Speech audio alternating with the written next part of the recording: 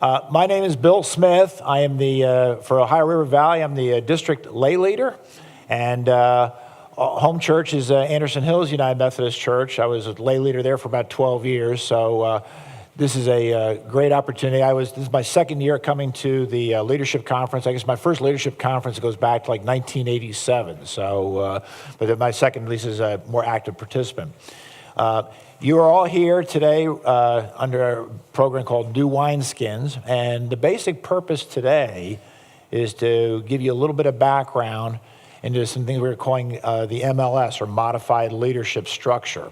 And this really all has to do with how to think about your church council and how you choose, more importantly for your church leadership, how do you want to be structured.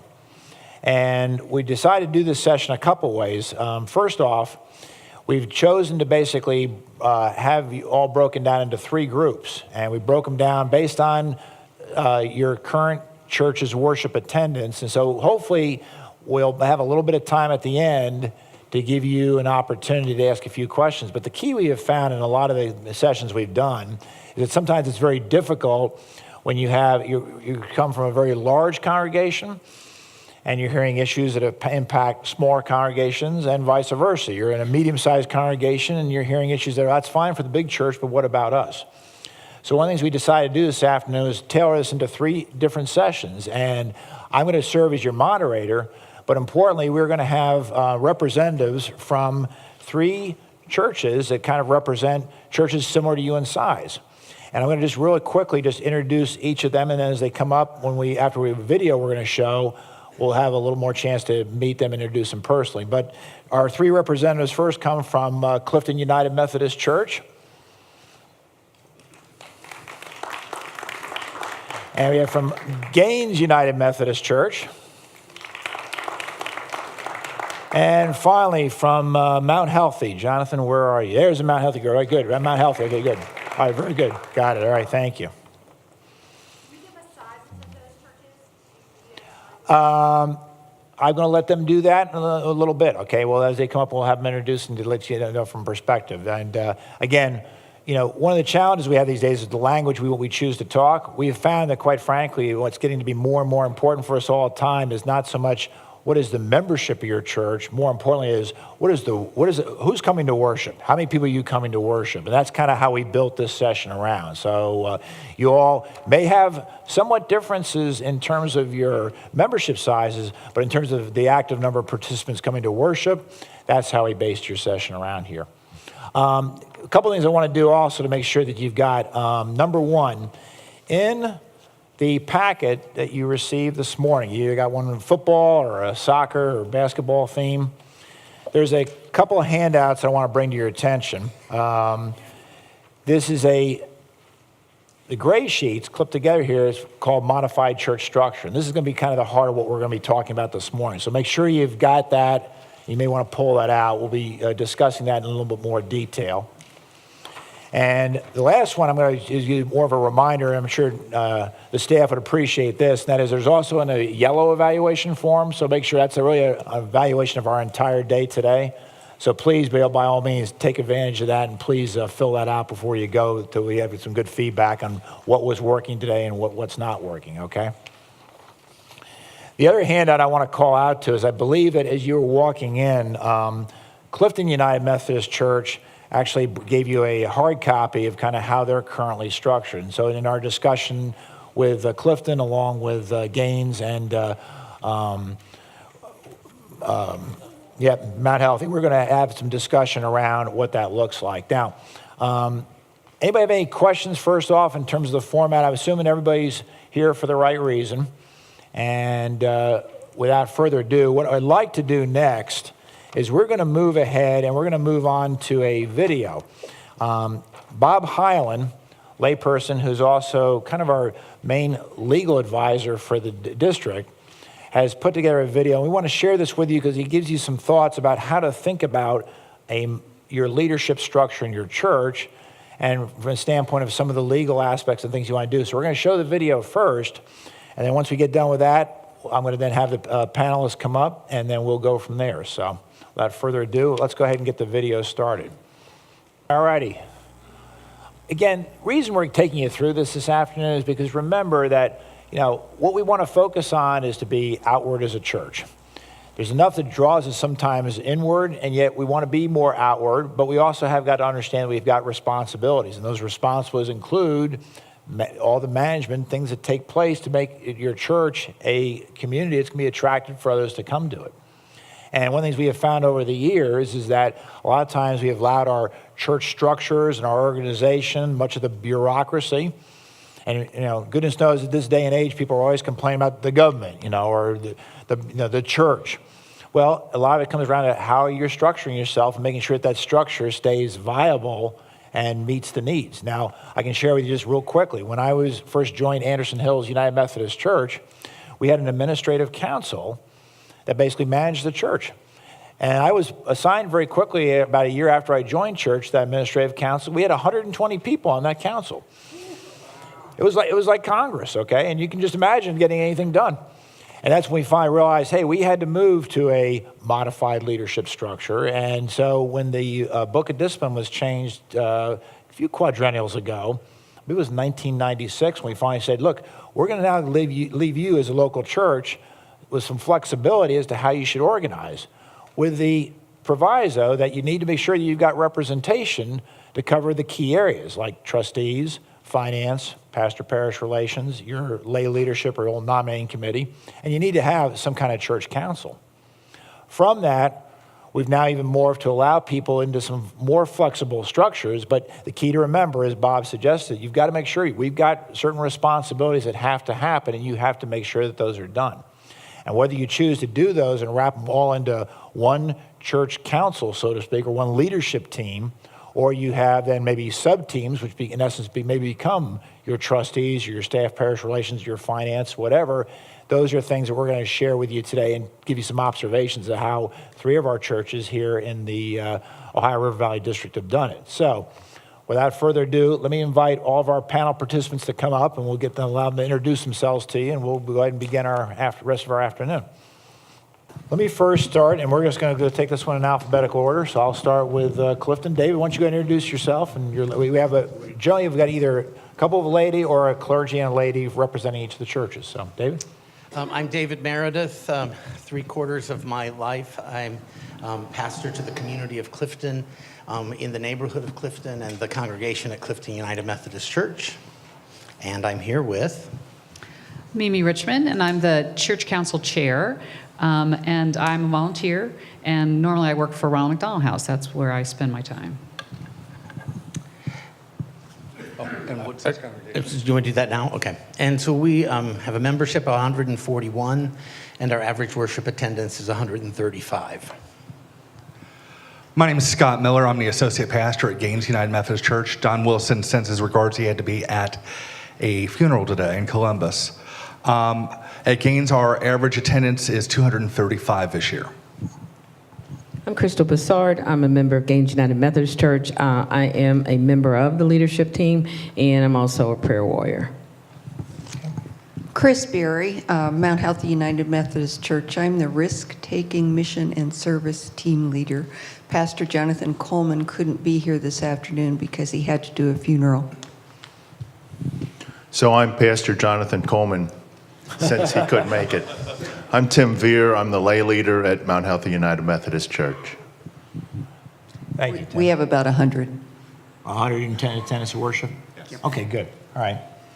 So I'll let you hold that. We're good. So that at least give you some time, some perspective in terms of the size churches we have represented here. So plan is to basically, we're going to ask, we have 4 questions on the docket, and we'll go each of these in turn. I'm going to leave each of the churches give about 3 or 4 minutes each to kind of give you their perspective on each of these questions. And so let me just read those questions to you so you can be ready. The question 1 will be first, what is your current church leadership structure and how did you get there?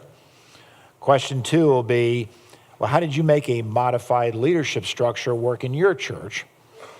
Third question will be, by having a modified leadership structure, what makes things harder for you? And then finally, question 4 will be, by having a modified leadership structure, what makes things easier for you? So those are the 4 questions, and the good news is I think each of the churches here will have some similarities, but also some differences, and we want to share that with you because, quite frankly, you will get some ideas from this, but by no means you're going to find that there is not one solution that will necessarily work exactly for your church, and that's why we decided to go this broad approach. So let me start again with question 1. And again, we got roughly 4 minutes per group. I got my timekeep down here is going to help me with this too. So, fair warning to the panelists up here. So, David, let's take it away with Clifton first. What is your current church leadership structure, and how did you get there? I'll direct your attention to this little handout with the blue boxes. Just as a visual, I see things visually, so it's good to look at it that way. We basically have a 14-member church council, which is what the blue box at the top, which functions as board of trustees, staff parish relations, finance, and leadership development, as well as a council on ministries. And then the church council operates as a governing body with handling policy, priority, strategic direction, and generative planning. And then each of the 4 administrative functions has a task group of 4 to 6 people they work with. And each of the 5 ministry teams has a team of 4 to 6 to work with implementation. And the members of the church council lead the task groups and the ministry team in collaboration with related staff. In 2010, a modified structure was adopted that had 9-member administrative team and a 7-member congregational life team. And it was proposed in a strategic plan in 2010 and approved by the church conference. And then flash forward 2 more years, ministry teams were empowered and mobilized. Congregational growth followed. And then things started happening that we didn't like. It was gaps and conflicts in decision-making appeared. No provision had been made also for leadership development. So in 2014, a hybrid, that's what we call it, a hybrid alternative structure was adopted. And it was proposed in a new strategic plan, and it was approved by the church conference as well. And that's what you see in front of you, which is a hybrid of the 2 pages at the back of the gray packet. I've got the unique experience of serving 3 different churches that have been in this type of leadership position. At Gaines, and you should have a handout, the overall leadership team encompasses what used to be the administrative council, the SPRC, the finance, and the trustees. Now, we do have breakout groups within that for those areas, but all the decisions are made within the leadership team. And then it flows down to the lead pastor, then down to the staff, both paid and volunteer. And then those areas then empower ministries to act and happen. The idea is to keep the business in an enclosed environment to get it done so that the ministry can happen. And we also realized at the beginning, we came to this after the consultation report. And so just as kind of a forewarning, if you're in an administrative council structure and you transfer to a modified, transparency is very important, making sure all church people are aware who gets selected, what was the criteria for selection, and what does that look like? Because sometimes many people in your congregation may feel left behind because I wasn't chosen as a leader. And so the reality is that has to be very well clarified, very well spelled out, so that people in the congregation realize that this is a rotating, and this you're not here forever, and our leaders are there for 3 years, and then they rotate off. And we try to sequentially rotate people off so that we have people that have been there and new people coming on board. And we also do training for new people that come in. In my situation as the associate, I do not actively sit on the leadership team, but I do sit in when called and work hand in hand with the senior pastor. For me, it just makes things smoother. All right, you go hold that. No letting out Mount Healthy. Chris? I'll start off. A little over a year and a half ago, I believe. Am I on? What do I do to turn it on? You're talking to me. Hello? No. Am I not on? Okay, here we go. Get that fixed. About a year and a half ago, Pastor Jonathan asked us to consider instituting the 5 fruitful practices: risk-taking mission and service, intentional faith development, extravagant generosity, passionate worship, and radical hospitality. And we had a meeting of everyone in the church and voted to do this.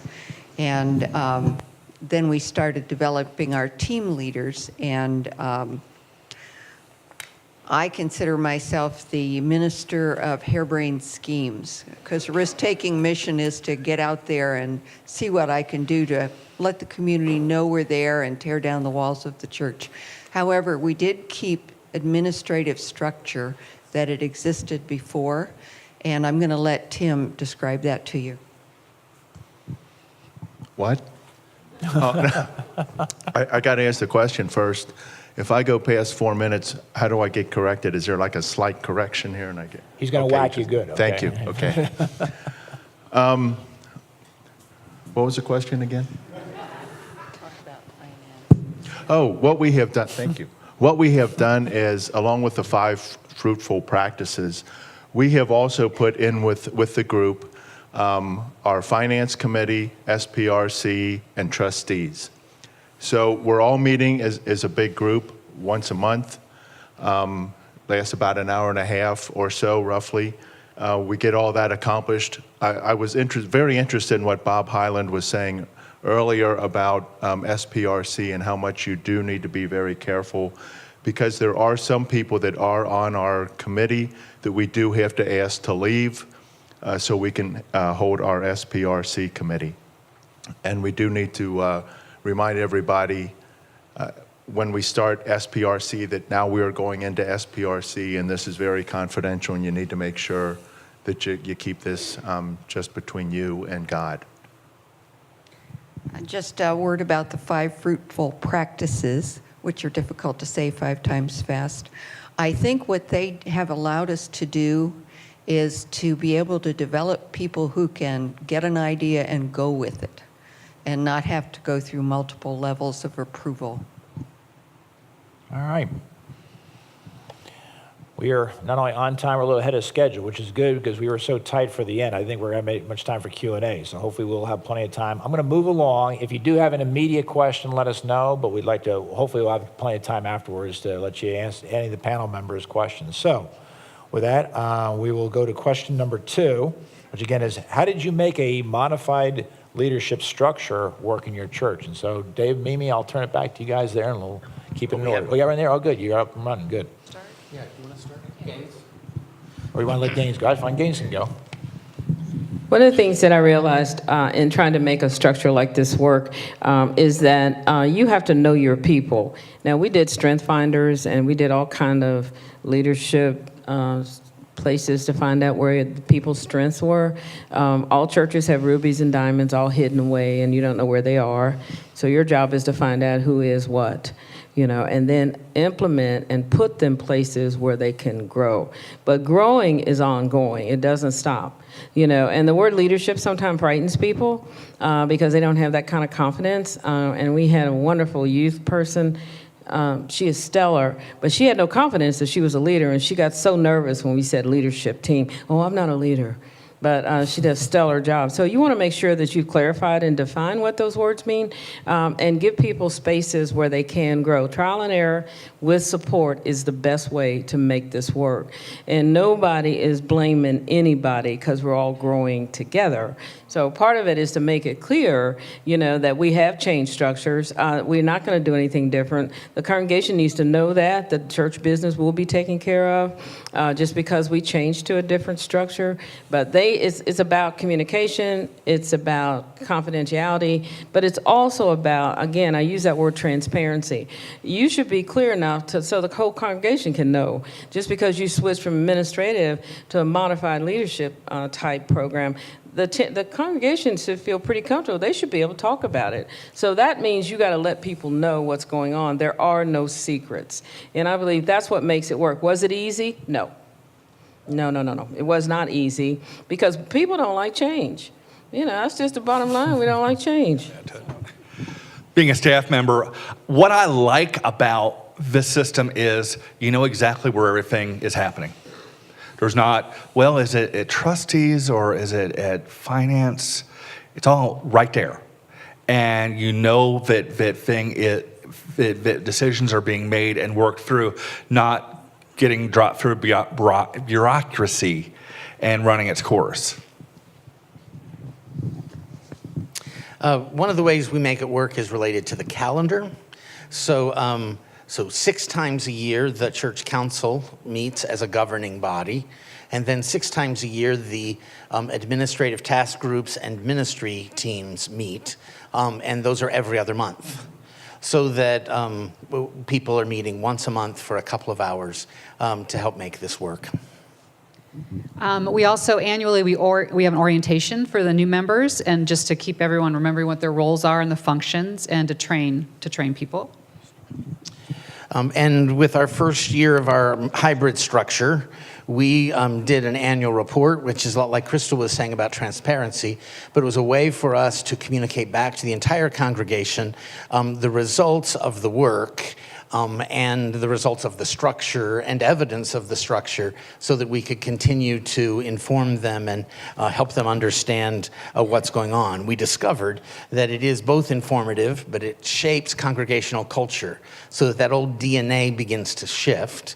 It builds the capacity of people to be able to step up and give leadership in a variety of ways, and it develops prepared leaders who, when they step in, require less orientation. And we also worked really hard to empower the ministry teams and the task groups because we wanted things to get done. People wanted to do things, and it was a way to get things done. We also added a strategic coach who is not a voting member of the church council, but a person whose sole responsibility is to help align the work of the church council, the governance body, and all of those administrative task groups and ministry areas to our 4 strategic directions, which you'll see on the one half of your page there. And like Gaines had mentioned too, communication is critical, and this kind of structure helped us to be able to communicate and plan deliberately so people know what's going on, which that's a great thing to have. Okay, we're good. Here, next. I think we've touched on this, but transparency we found was very important. People were not sure what the new structure was and were somewhat uncomfortable with it because it was different.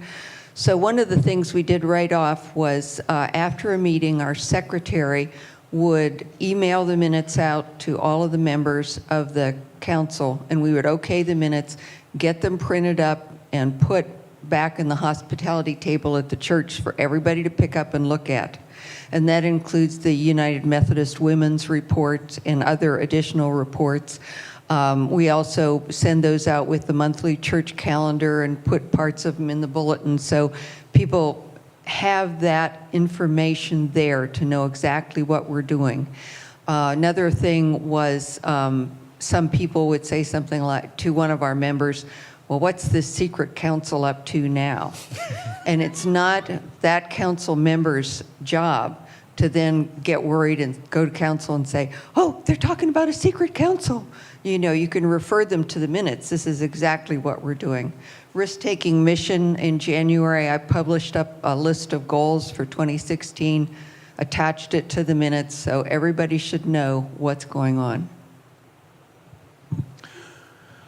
By the way, with those minutes that are put out every month and put into, it's actually in the back of our sanctuary for everyone to see. We do not put the SPRC, anything that goes on there, that is left out purposefully.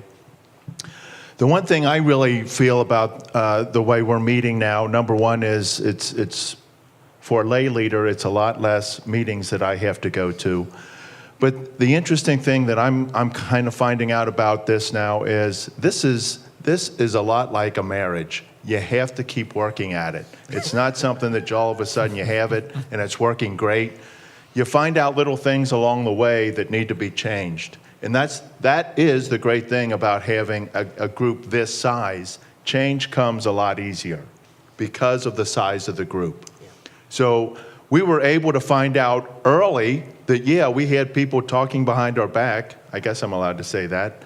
and saying, oh, these guys or they have their secret meeting going on. We don't know what's happening anymore.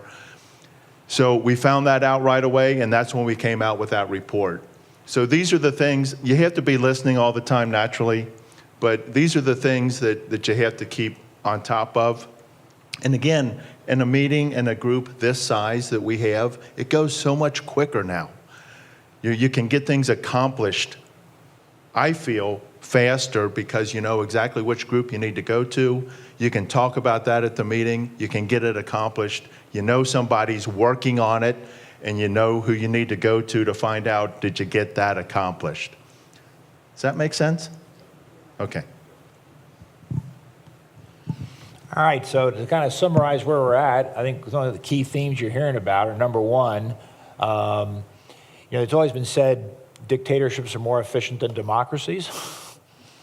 And for many folks in your church who always believe there's a little power group running the church, well, guess what? You could almost say, well, we're going to institutionalize that. But all kidding aside, the key thing we do know is that basically to make decisions in this kind of day and age so we can get on and do the ministry that God has called us to do, the last thing we need to be doing is sitting in committees and having reviews of reports and discussions that don't lead to any action. The sooner we can get out and focus, the better we're going to be. So that's why one of the driving reasons why we believe that setting up a modified leadership structure tailored to your individual's church's need and where you're going to go. Because remember, this is very similar to the process we bring every child along. You crawl before you walk before you run.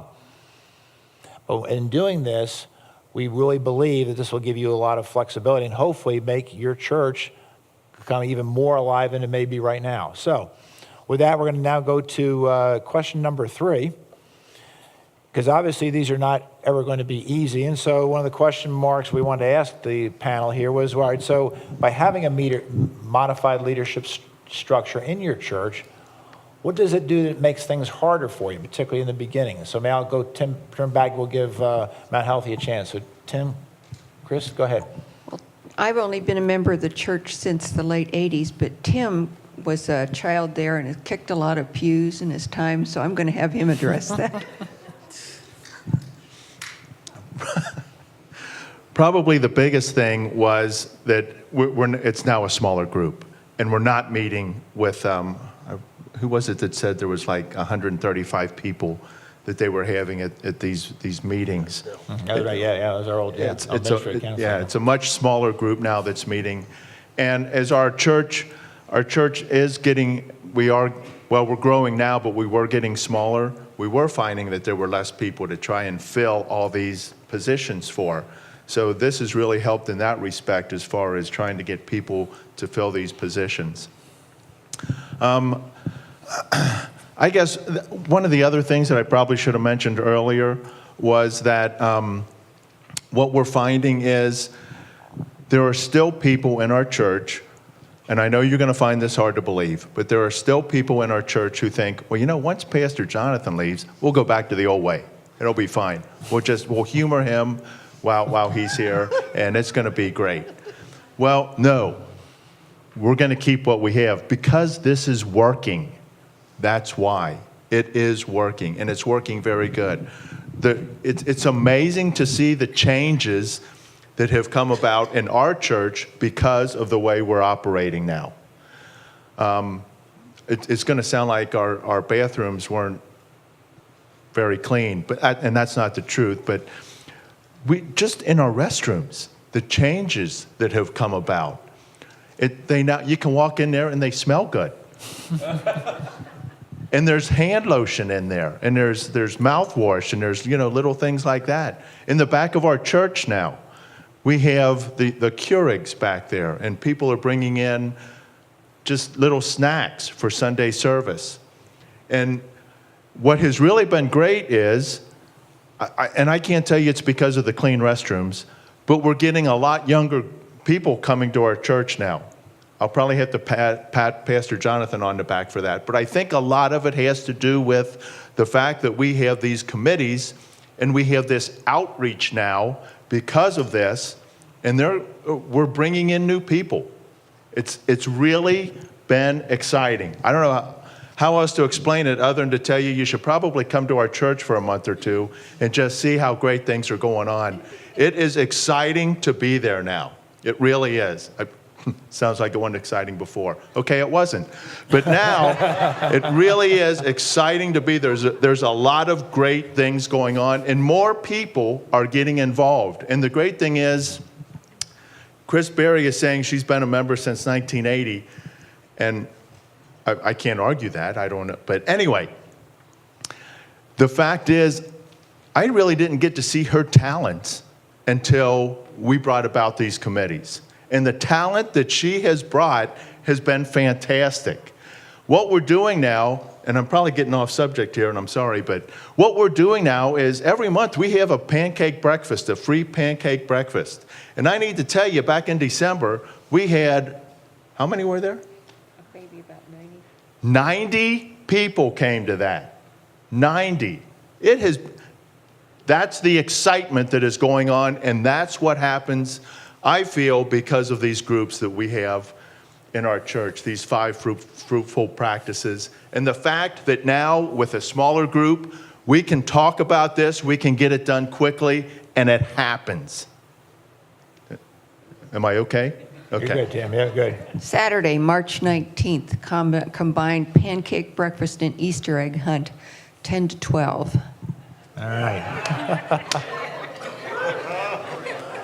We didn't say any advertising was prohibited. That's all right. It's good. So, all right. Why don't we go on to, yeah, go ahead, Mimi. You want to go ahead? Okay. For what does the modified leadership structure make harder at our church? When we were talking about the original modified leadership structure, it was failing to provide any opportunity or any failure to provide leadership development committee. It was just the chair of the admin team and the congregational life chair were solely responsible to replace the 3 outgoing people. And that 2010 original model worked better for a congregation that was shrinking than it did for a congregation that was then growing. But they also find, this was actually before I was at the church, so I'm saying they versus we, but they also found it was exhausting as these 9 people tried to do everything, tried to manage and decide all the administrative matters, and they only had quarterly meetings, so they were really long meetings. And the original structure, in fact, disempowered the congregational life team, the ministry areas, because the original plan, they operated like they needed to decide everything. So there was no sort of trust that anyone else would do or could do or implement anything on their own. And so it just disempowered the congregational life team and increased the amount of work that they, the 9, had to do in their quarterly meetings. And it required a greater amount of trust between the congregation leaders and the pastor. But around after 2010, 2012 or so, we had a new pastor. There was new staff, and they wanted to get the ministry teams mobilized and moving and working. And that engendered, there were conflicts that came out of that, which were misunderstandings, miscommunication. The ad team was doing a lot of micromanaging, so the staff was having trouble doing what they had to do to get the job done. And it was a very mistrustful situation. And then what the modified structure did originally in 2010 was it illuminated the questions around control, decisions, expenditures, and staff. And those just are going to come. We felt like we needed to do a hybrid model because the original model just exposed all of that. It didn't solve it for us. I also believe that the modified leader, when I said change meaning that all of a sudden you had a few power players and now you want to extend it and have more people that can participate. And that was difficult for people to swallow at first because they kept wanting to go back to Egypt and go back and eat leeks. And so the reality was that, well, this is how we used to do it, and why can't we do it that way? But the reality is that it really, really took the lid off to let us see really how well we were doing. You know, it's amazing how we have to be put in something to maybe evaluate, is what we're doing really the best, or is there a better way? And so the hard part was I had to face reality. I had to see, wow, we could do this a lot better. We got so many talented people and we're not tapping into them. So how do we tap into all this wealth? And all of our churches have so much wealth of resources, of people, and all the talents they bring to the church. And, you know, and we're not tapping into it because only a few held the power. So the harder was, yeah, it seemed difficult, but in reality, it was a better. But we saw it as hard at first. Go ahead, Scott. Anything else? Good. Are you good? Mm-hmm. All right. Well, we're going to get down to our fourth question, and we're moving right along here very well, and hopefully we're going to have a good Q&A session. So, question number 4. What does having a modified leadership structure make easier for you as a church? So who'd like to go start this off? Scott, go ahead. I was very fortunate. It already happened by the time I got to Gaines. All the bloodshed was done. And I'm joking about that, but I also I see some laughs in the back from some of my friends that are on the leadership team. It wasn't an easy thing to happen. But what is good now is that we have the core leaders that are learning to live with each other, love one another, and be centralized in ministry together. You know, and that's hard to do with 130, 140 on a big ad council. It's even hard to do with 15 or 20. But when you have 12 folks that are truly concerned about the life of their church and excited about ministry happening, it works. Now, I'm going to go back to, I have been a long time staff member. I've been associate pastor for the last 25-ish years at different churches. For me, this makes my life so much easier because you know the exact direction of where everything is flowing. And I know I said that before, but I gotta say it again because it is so easy for churches to be a horrible business model. It is so easy for churches to be bogged down in politics and decisions, where when you have a group of folks that are working together to be leaders, and they're all leaders in that team, the flow is so much better. I'm not saying there's not issues. I'm not saying there's not fights at times. I'm not saying there's not disagreements. But it controls that environment and allows them to lead in a Christ-like way. I just want to say, too, that it really helps keep the main thing.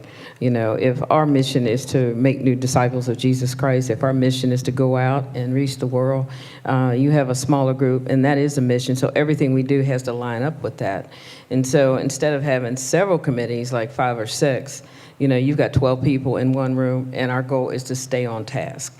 And this helps us stay on task. I also want to say that this group also provides, hopefully, lots of leadership training. Do your retreats with your leadership people. Make sure that your ongoing people get trained. Make sure that it's ongoing. Make sure that you require that your leadership team participate in prayer, and they have to be in somebody's Bible study. Now, they can pick what one, but they got to be in somebody's Bible study, you know, because the reality is these are your leaders, and they need to be part of that. And when you set that tone, all of a sudden God starts speaking, and it's really not us anymore. And that's what makes it so good. Let me add one thing. One thing that I will add just real briefly that I saw as the gigantic advantage of this system. We went through a change of senior pastor. It was smooth. It truly was. And do I get nods from the back row? It was a smooth transition because of their commitment to leadership and the love of the church. All right. I think one of the things it's made easier is for us to cast our nets wide. Once we started bringing the outside world into the church for activities that may not have to do with worship, we did a science camp for 23 kids last year. Once you start casting your nets wide, you're going to find additional talent. Parents who are very thankful that you are offering this to their children in the community will show up. And like they say, no matter where they are on their faith journey, we want them to know that they have a place with us. I'm so glad you brought up about how with this new committee, or committees, I guess it's just one committee, right? With this new committee, how we can feel the presence of God more because of that. And I think it's because, again, it's a smaller group. I say that because as I'm sitting here listening to these folks speak about this, I keep thinking about the things that have changed for the better at our church, not just the restrooms that smell good, not just the pancake breakfast, but some of the other things that because of this group, we are doing. And one of the things that we're doing is we're doing a prayer drive-through. It is amazing because of this prayer drive-through, the number of people that have come to our church now and are now members. We are also doing a prayer walk, and we're actually going up and we're knocking on the doors in our neighborhood, and we're asking if there's something we can pray for them about. What's amazing is I go to a men's group on Wednesday evening, and there's a pastor in that group, and as I was telling them that we were actually going up and knocking on doors, the guys in the group went, "Are you kidding me? You're actually going up on their porch and you're knocking on their door?" That's how great this has become because of this committee.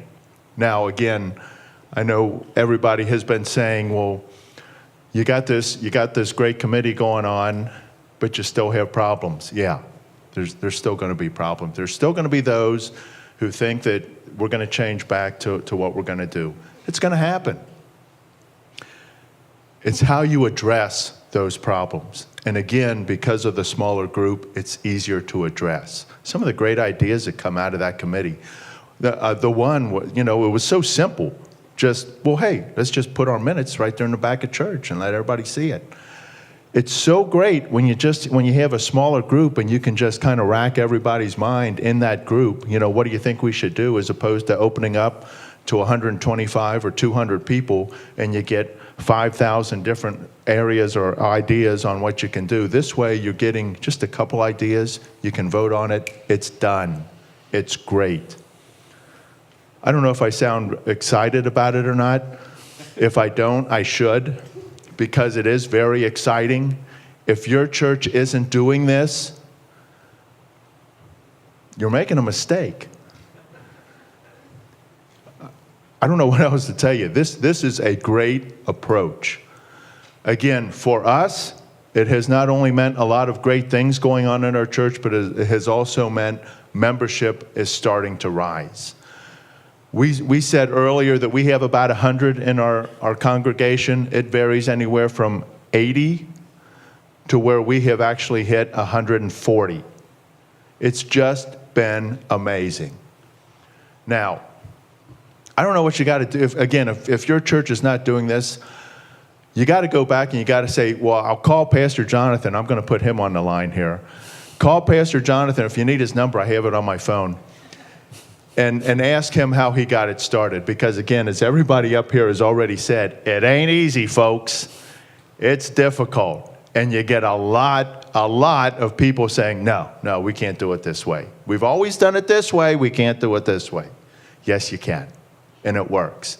And it's exciting if you let God in. If you make sure that He is in that meeting with you, it's going to go well. Things are going to happen. It's exciting. And I'll stop talking. Sir, you're up, Chris. Are you in sales?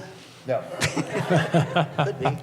All right, let's go move on. Clifton, David, go ahead. So one of the things that when we did the final modification to what we call the hybrid or the alternative leadership structure, we discovered that the focus of it all really freed up energy, and it freed up people to be more engaged in things that mattered to them and the things that they were good at. So if you just think about it in terms of the amount of person hours, in the course of a year, we would have a group of 14 people giving 2 hours a month, or 28 hours, person hours a month, to the kind of administrative church council work.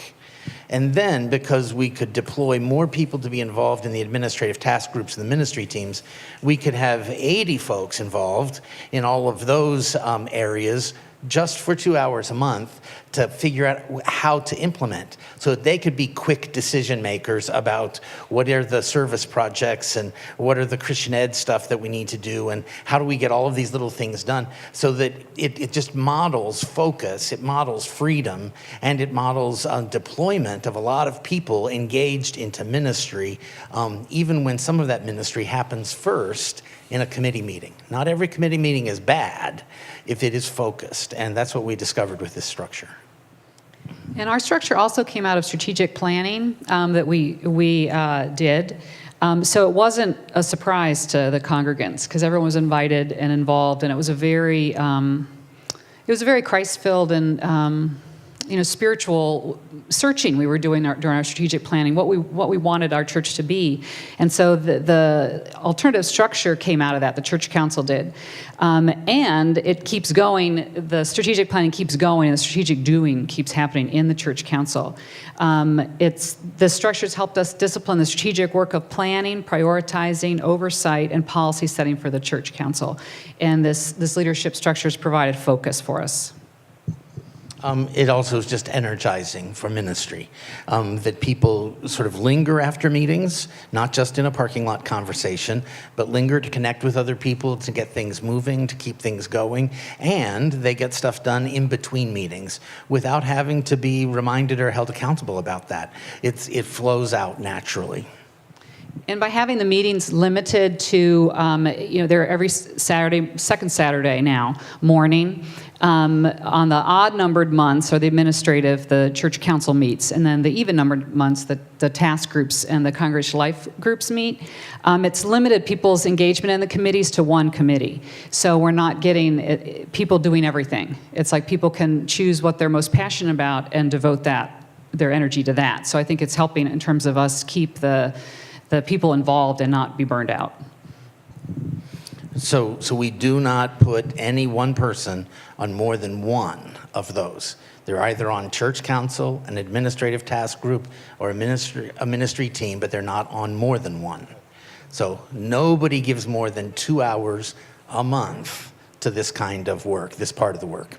Last, the best news for us at Clifton is the hybrid model has, it's not inhibited growth, and I think we could say it has helped facilitate our ongoing growing, so that the past 4 years have just been a sort of series of building energy, ministry, and mission that has kept our congregation moving forward. And also, I think I thought of this word when we were talking. It's accelerated our outreach. I feel like, we're able to put the pedal down more in terms of what we want to do and allow people to go and do. All right, all good? All good. All righty. We'll go find out. Let me just, I'll summarize just a few points, and we're going to open this up for question and answers. But I had a lot of passion for this because, quite frankly, like I said, I was at Anderson Hills. And we were the one, we are a big church, but we were one with like the 120 administrative council. We actually got it down to, in 2 stages. We had a 19-member council, which was a huge progress, and eventually we got it down to 9 people. And we have a lot of good things going on in our church. And there's a lot of reasons probably why this one thing happened, but I do know from a ministry standpoint that when we started the process back when we had that 120 member, we had about 650 people coming to worship, and today we've got over 900. Why? Because it started to free people up. And I can tell you from having, for example, among many things I did as the lay leader for our church, and having chaired, for example, I've been involved heavily with the lay leadership or nominating committee. A lot easier to get people to volunteer if they know, oh, this is only going to take 2 hours a month. We're going to free you up to do what you really want to do. And boy, it's amazing. The Holy Spirit will start to flow through your church very quickly. Now, I will tell you that what I like about this approach, and I applaud the United Methodist Church for doing this, because sometimes we can be known with the book of discipline and with a lot of the processes and procedures and all the paperwork.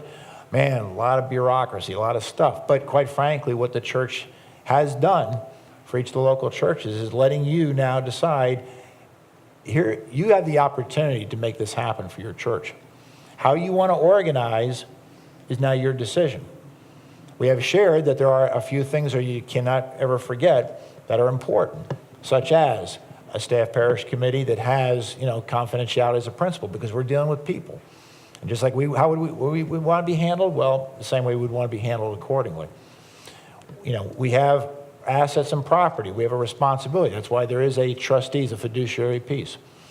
But the good news is you've got a lot of resources available to you, and I can suggest that I'm going to start as one, as your district lay leader. If you have challenges, particularly if you've got some laity folks who don't quite get this, I'm available. Call the district office. I'll be more than glad to come on out, and we'll sit down, because I think once people begin to understand the possibilities and what can come from this, it's just huge. But I'm also going to remind each of you, as you start thinking about this, and you may want to implement this at your church, I want to remind you the same thing my boss told me my first day of sales training at P&G, and that was, Smith, if it was easy, we would have hired a monkey. So remember, it ain't easy. Trust me, I've been through it. But it's very fruitful. So with that, I'm going to go ahead and turn it over. We got a little extra time now, so we can do some questions and answers. What I'd like to do for the process is, if you've got a question, I'll try and acknowledge you. If you can stand up, maybe that way everybody can hear you a little better, and if not, I can go ahead and repeat the question. So I saw one hand already, so. Yeah, we can do the mic around. That might be helpful. That'd be great, yeah. We just got to make sure you all can hear, and then we'll share the mic we got here, so we can share around here, so. Got a marketing question for the whole group. Okay, the decision's been made, the process has been implemented, it's going along, and so you say, well, we got to put an article in the newsletter, we got to have ministry moments, get mentioned from the pulpit. How did your church communicate to the congregation? We get it, the congregation has to know, but besides those techniques, which we all have, what did you do specifically to market this idea and get the congregation on board? Okay, good question. Okay, go ahead, Chris. We initially did town hall meetings, and we did the town hall meetings after church. And now you know how that goes, because many people don't like to stay after church for any kind of meeting. But we tried very hard to have enough meetings in hopes that we would get the greater bulk of the congregation, but we did it through town hall meetings. Okay, next question. Oh, anybody else? David, anything to talk? No, that's fine. Go ahead, next question. We'll keep moving along. Point of clarification, Scott. You said that you don't attend the meetings. I'm assuming the senior pastor is the only paid staff that does? Correct. In my situation, since I am appointed clergy, I do go as needed. Okay. But that is the role of the lead pastor. Okay, all right. To Greg's question, I would just say, instead of marketing, by doing both of ours grew out of strategic planning processes. And those, by their very nature, reach wide and can bring everybody along so that not much marketing or communication was required after that, because folks had been a part of shaping it and developing it. Okay, next question. I actually had two. Main one, though, was when you first went to this modified structure, how did you settle on your initial structure? I know Clifton's going through some changes, but how did the other churches particularly settle on that initial structure? Tim, you want to take a shot at that one? Sure. You're well. I think I understand what you're saying. For us, our pastor, his sermons on Sunday morning were about the 5 fruitful practices. So each Sunday he preached on one. Then we started to do small things, like for instance, we started with in the back of our church where we had coffee and something to eat. You know, just a few little things that the people could see and understand what we were trying to do. And that helped unfold and get us into where we are today. I mean, it takes time, don't get me wrong. It's not something you can just, okay, today we're doing it this way, tomorrow we're doing it that way. As a matter of fact, I think it took us about a year to switch over from all the committees that kept meeting to down to one meeting. And it was just kind of slowly we moved in that direction. Did that answer your question? Yeah, pretty well. Just how did you make that transition? How did you get it started? Yeah.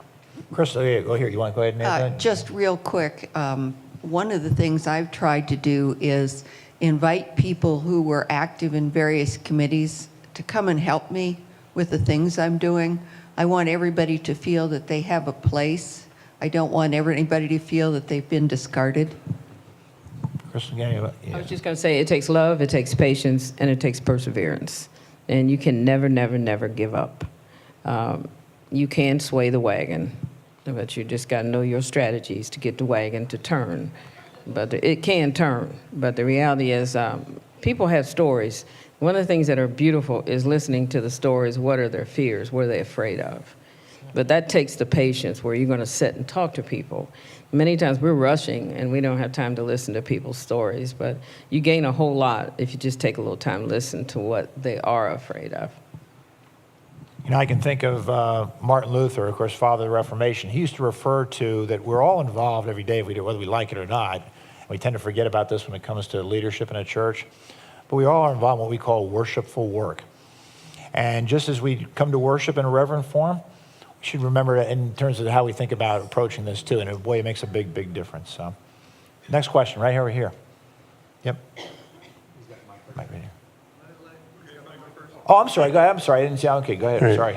I'm turn on my. Yeah, I have a real basic question, but it seems like each of your structures is a little different. I'm looking at the model, the paradigm here, and to me, and this is how much I misunderstood what you've done for the last hour, it looks like you've added two things rather than subtracted anything. So what I'm trying to understand is, like, if you have a task, like you need a new roof, so somebody has to decide who the roofer is that now a leadership team responsibility? So those 14 people now do everything the trustees used to do? Or do you still have a trustees team that does that stuff? Right, so right. I'm trying to understand, like, when I look at this model, are there still people at the bottom? Or, and then the second question, because I'm glad you have the mic, because I really don't get it, is you said you've got people that only put 2 hours in a month. So how does the top team know what the second team down is if there's no overlap between those two teams? Because the chairs of all of those administrative task groups, administrative teams, are the members of church council. So those people do have to attend more than one meeting? No, but they don't have more than 2 hours a month. So the church council has 2 hours a month every month. The other folks have 2 hours a month every other month. But it's the same people? The church council have to go to 2 meetings. Is that clarifying? But the reason that we went to that hybrid was because the trustees' function of the total body wasn't getting done, because if the same 9 people had to do all of the bids and all of the comparisons and go out and do all of that nuts and bolts work while figure out how to be part of a pastoral change process as staff parish and be a part of trying to balance a budget with then figuring out how to do evangelism, none of it was getting done well, and everybody was way worn out. So that's why we put implementation to the task groups and the ministry teams. So the governing council will say, we need a new roof. The building and property team, led by the trustee representatives from the council, will get that work done in their meetings. And they'll bring back in the end a recommendation that says, we've looked at 3 bids, we're recommending 1. You get to decide on this or send us back to do more work. But we don't do implementation work, micro work at the governing council level. Does that help? That's how we do it. Okay, but my take, however, is we do run an administrative council structure in our church, but it does that. It doesn't do micro Yeah. We're very similar to Clifton, where we have a subcommittee, which would be the trustees that do the micro work. And then they bring it back for all final decisions are made by the leadership team. Now, we don't want the leadership team doing the research. We want them making the decision. Let me say, too, there's representation from the trustees, from SBRC. We have finance, but there's a finance committee.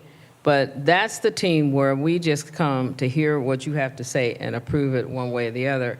Like they said, we're not doing all the back work. You know, the finance team is the one that produces the budget. We don't. You know, we have 2-3 trustees that sit on our leadership team. And so we had an issue with our steps. Over the years, the salt and stuff is eroding the steps. Well, they will have to come back to get a bid on what's it going to cost to get that cement, those steps fixed. They come back, give us, like David said, who are the 3 people, what's the cost, what do you think? And then we vote right there so we can quickly start to get it done. I'll just share one quick observation too, and that is, having been lay leader, you may still have a few meetings to go to, and if you're the chair of the person, you're going to have that, okay? That's not going away, but I will tell you that the meetings that you do attend, and again, I'll share some personal experience, are a lot more productive because we generally spend time talking about leadership, strategy, and mission at our leadership team, whereas when you get on SPRC, yeah, we would talk about personnel matters, but it was very, very focused, okay?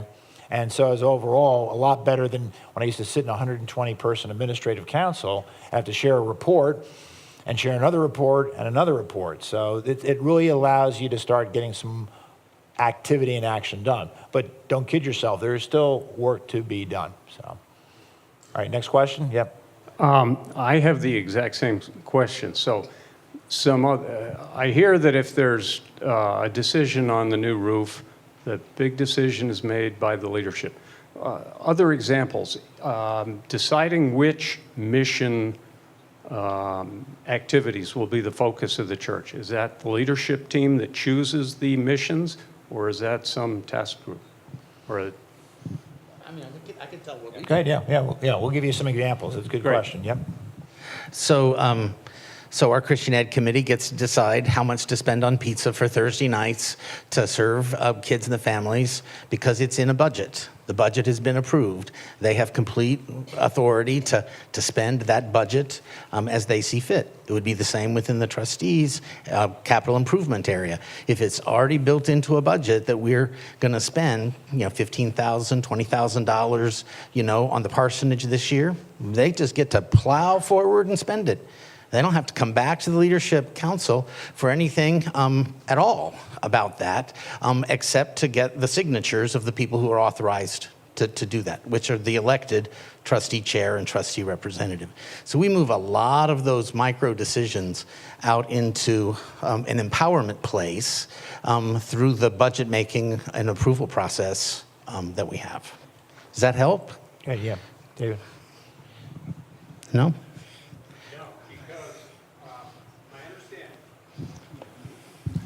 I think you just answered the question differently. Oh, okay. I heard, for example, if a new roof is needed, the bids are given to leadership and leadership makes the decision. That was one answer. You just gave the answer that if the money is in the budget, leadership doesn't make the decision. So it's 2 different models. Well, so the difference, and then the difference would real be, go ahead. The difference would be that a roof is generally, in my experience, roofs and the amount that they cost are generally not in an operating budget.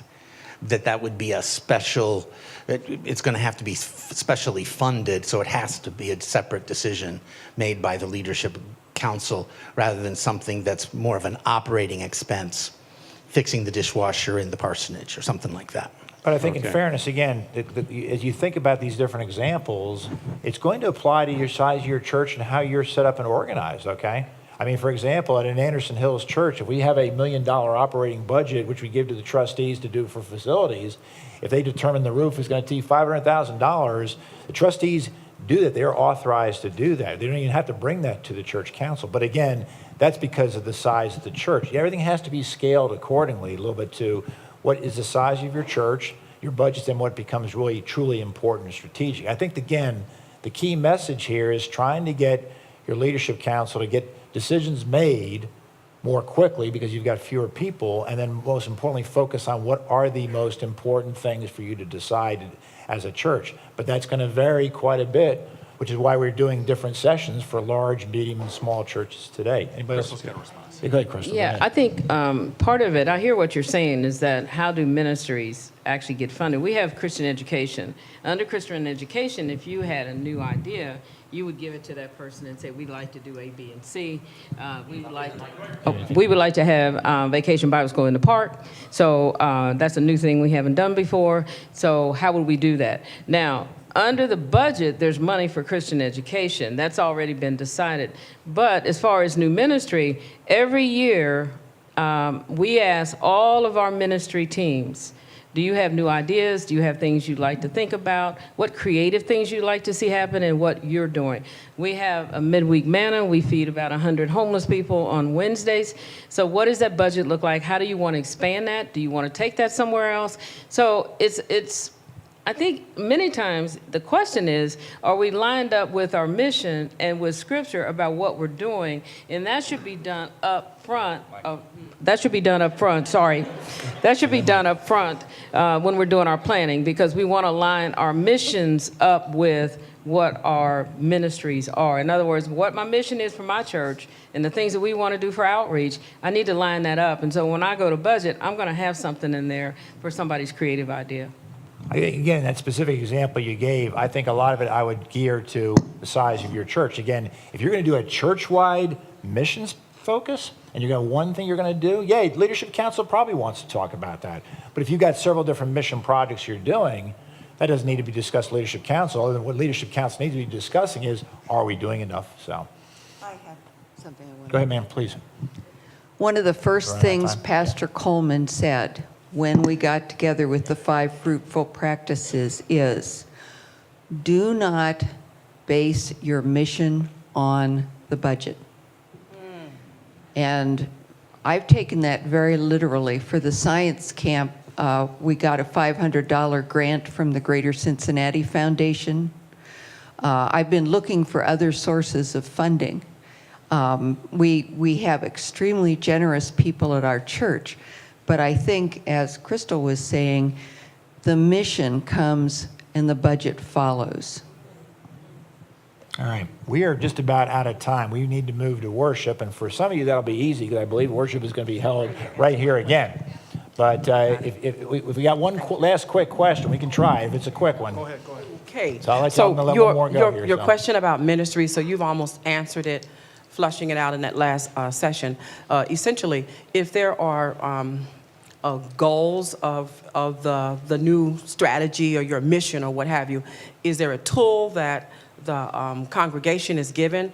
You know, just go out and come up with new ideas. I mean, that sounds great, but do you have a tool that you issue to or present to the congregation? Is there something that they have? And does it have to meet a particular criteria, or is it totally blue sky? How does that work? I mean, I would look back at for our congregation, looking at our strategic plan, and we have a strategic coach who makes that in she'll do 1-page, summary on this and 4 points. This is what we want to deal with.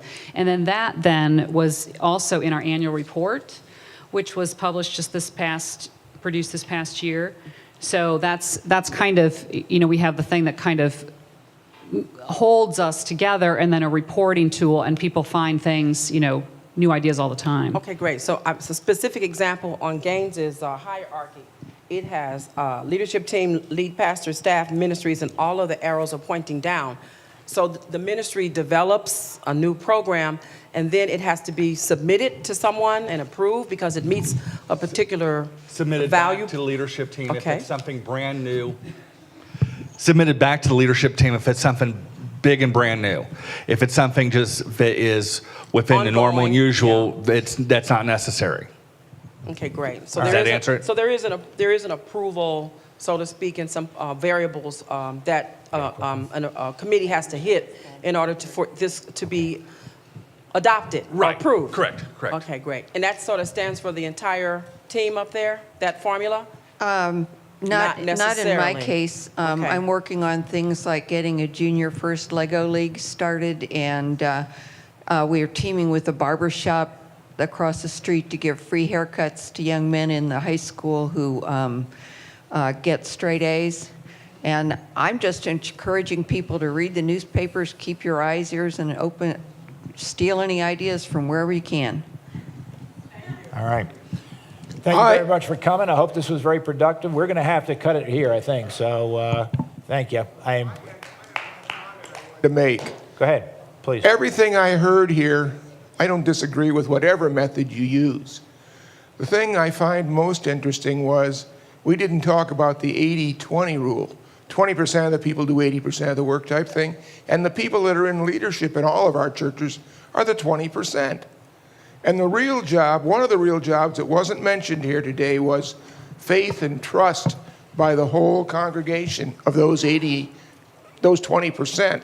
I know in our church, I don't know that we have a strong organization like you're talking about. But I know the first thing our minister said when he showed up was, you guys all got lots of ideas, and I've got more than you do. And I'm going to work you to death until you tell me I can't do any more. But he said, this is Christian love, the mission, as you talked about, right, to get it done, to get these things done. So one of the big missions we've had is to spread the word to all the members of the church to get their trust in us. And I think that's one of the things that's most important that we didn't really talk about here today, and I know it's not exactly in this agenda. But that works very well in our church. It isn't the organization. It's the fact that we've got 70-year-old people. We are an old church. Right, and that's why. And they're working themselves to the bone Right. because they want to do things. Yep. And they have faith, and everybody else in the church has faith to get things done. And I think that's very important. Yeah, that trust is a key factor, and your communication, getting that out, will make it happen. So thanks, everybody, for coming. We'll get ready. If you stay put or take a quick break, we'll be right in worship.